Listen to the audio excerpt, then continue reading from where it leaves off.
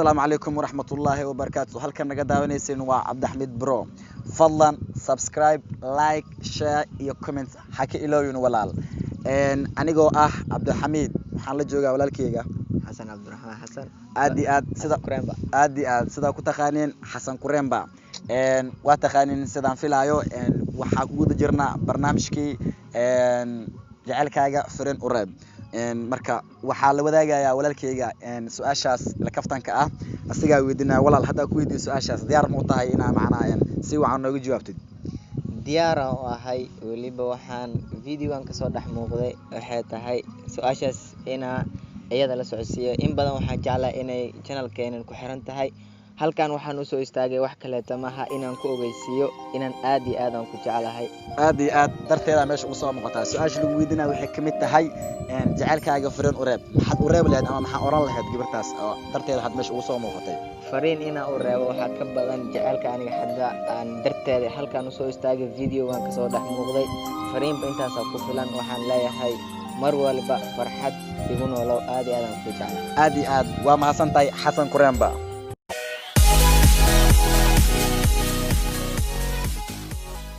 السلام عليكم ورحمة الله وبركاته ويلي waxaa guda jirnaa barnaamijkii aan wadnay jacaylkaaga fariin u reeb waxaa la joogaa walaalkayga walaal hadaa ku weydiiyo magacaaga walaal magacayga cali daa magacayga okay walaal hadaa ku sii weydiiyo ama su'aalka wadada ku weydiiyo jacaylkaaga fariin u reeb maxaa u reeb lahayd walaal jacaylkee horta ani waa iga dheertahay ma isku dhowno jacaylkee waxaa iga jirtaa ani Kenya iga jirtaa waa gartay marka horta jacaylkee waa is jeclaan jirnay aad iyo aad isku jeclaan jirnay marka lamaadna gabartii ani xoogaa wax oo khilaaf macna khilaaf aanay dhaxdhacay marka waa gartay khilaafkaas ani iyada bis waa iska dheeraane marka gabartaas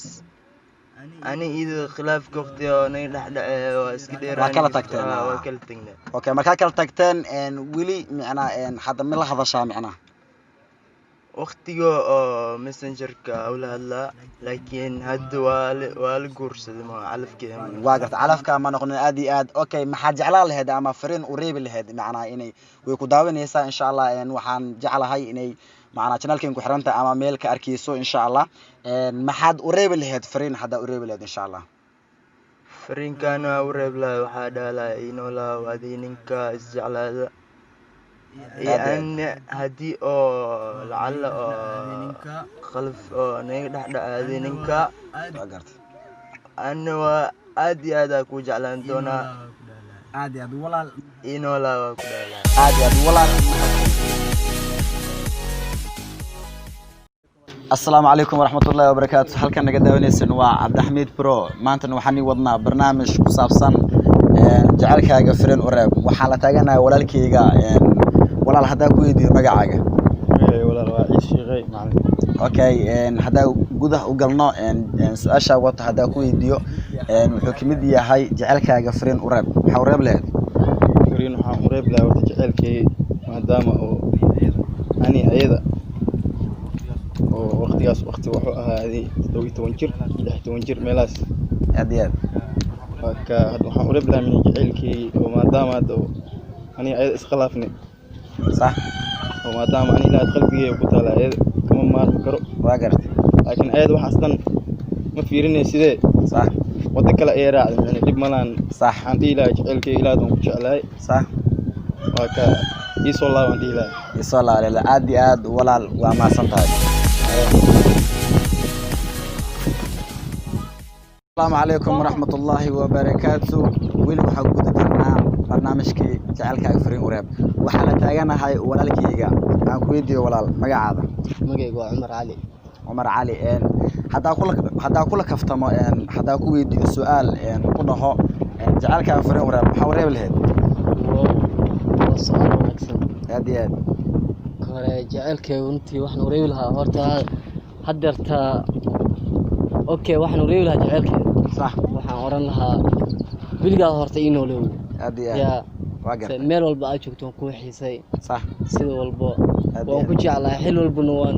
waan jeclaan lahaa inaan is aragno bal laakiin waxaan kala fogeeyay aragtidana kala fogeeyay sababtoo adiga ilma joogto iyada waa garta ya